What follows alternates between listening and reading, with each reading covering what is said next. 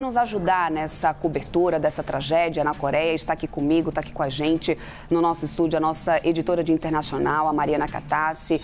Mari, muito bom dia para você, obrigado por estar aqui com a gente nesse domingo para a gente tentar esclarecer um pouco essa tragédia, que inclusive aconteceu de novo na noite desse sábado, pelo horário de Brasília. A imagem é impressionante, a gente vê logo uma explosão quando o avião colide ali com o muro. É possível ter algum sobrevivente? A gente já fala de alguns sobreviventes. Como que está agora essa situação, inclusive do número de passageiros até então identificados? Mari, bom dia. Bom dia, Débora. Bom dia a todos que assistem ao Agora CNN.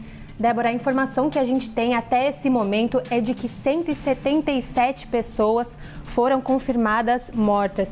Infelizmente, a gente sabe que essas pessoas não resistiram ao acidente.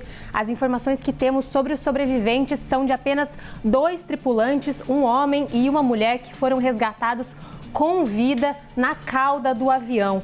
Esses tripulantes já foram levados para um hospital em Seul, a capital da Coreia do Sul.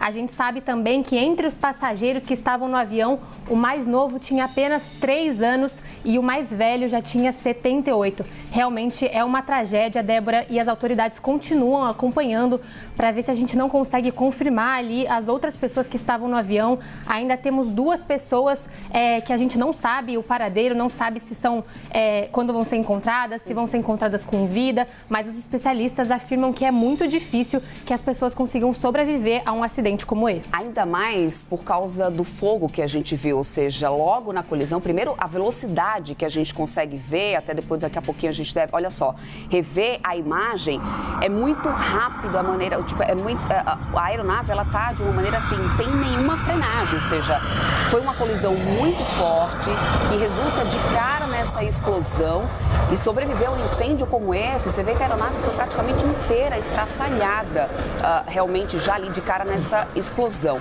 Ou seja, até mesmo para identificar essas vítimas, vai ser um processo ainda demorado e provavelmente com bastante dificuldade que as autoridades elas terão nesse momento para identificar essas vítimas. Eles estão identificando, por enquanto, essas pessoas na aeronave pelos gêneros, não é isso, Mari? Né? Quantos homens, quantas mulheres? Exatamente, Débora. A gente também sabe que vai ser muito difícil essa investigação, justamente porque as partes dessa aeronave não foram todas produzidas na Coreia do Sul. Então, eles precisam entrar em contato com os fabricantes das partes da aeronave para identificar quais foram as partes que podem ter apresentado um problema, se não funcionaram corretamente. Por isso que as autoridades dizem que as investigações podem levar até mesmo anos. A gente tem uma última atualização aqui, Débora. A Agência Estatal de Notícias da Coreia do Sul diz que 179 pessoas foram confirmadas mortas. A gente ainda aguarda mais informações. Nós aqui da CNN, nossa equipe apurou 177 mortos, mas já chegam alguns números atualizados aí da Agência Estatal Sul-Coreana. As autoridades continuam buscando essas pessoas, até onde a gente sabe, 177 pessoas morreram, e a gente sabe também que essas pessoas podem não ser encontradas com vida. Essas outras 2 pessoas que foram confirmadas agora pela agência sul-coreana, 2 pessoas foram encontradas com vida. Os tripulantes, eles estavam ali na cauda do avião, mas como você disse, justamente por essa explosão, o tamanho desse fogo que a gente viu nas imagens, é difícil que essas pessoas não tenham pelo menos sofrido ali algum ferimento grave.